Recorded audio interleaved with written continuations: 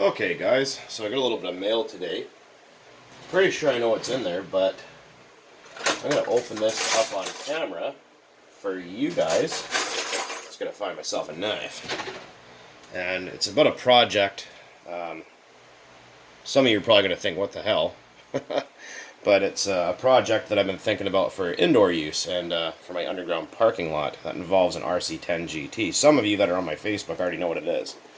But for those of you that are not, we're going to open this together and see what we got in there.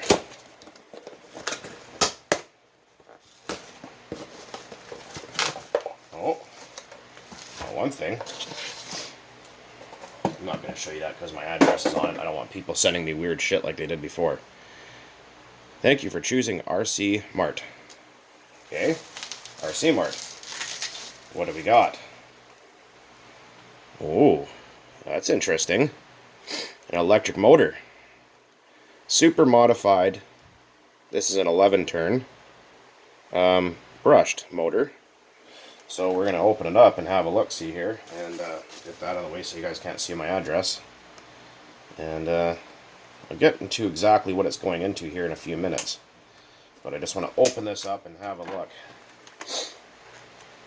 People have thought, oh, aren't you only nitro, blah, blah, blah? Are you going all electric? Are you doing this? Are you getting out of the hobby? No. This is pretty much just for, like I was mentioning, indoor use or on a crappy day. Hey, look at that.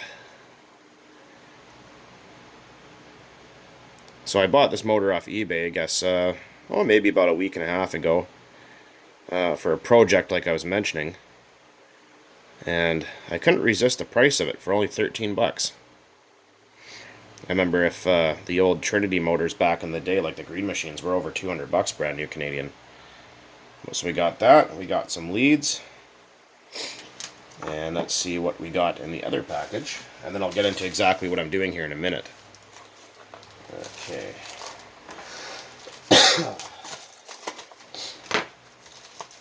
I've seen some reviews about this. Google RC. Apparently their motors and their speed controllers and stuff are pretty good. I mean, for what's in this box, I paid only $25 Canadian. But let's have a look.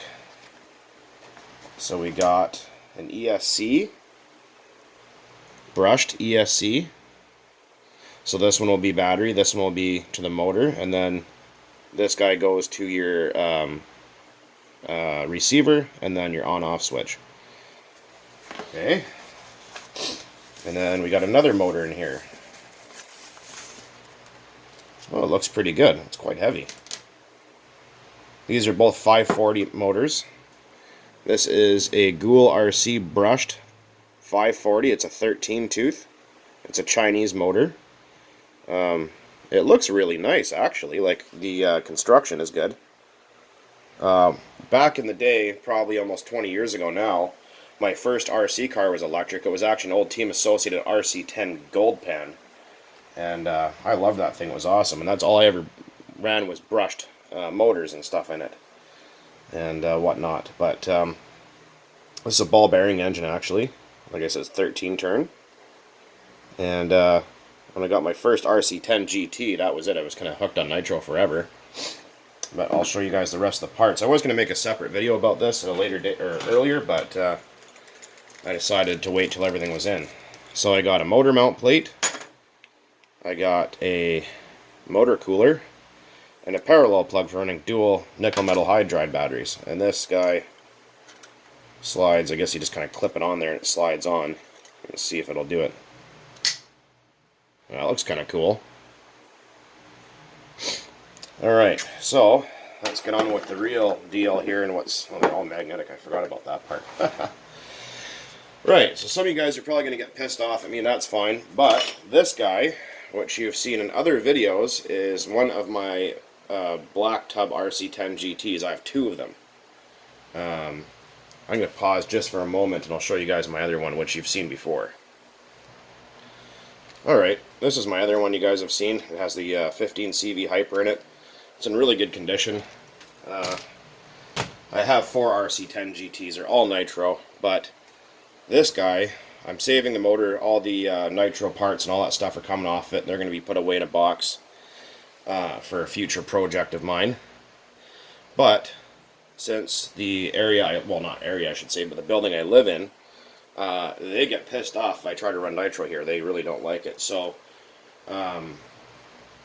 often when the weather is terrible, I have a really big underground parking lot, and I like to go down there and play around. But since I can't burn nitro down there on a crappy day, I thought, why not go for a little cheapo brush setup that I can run in my GT, and I can convert it back at any time I want.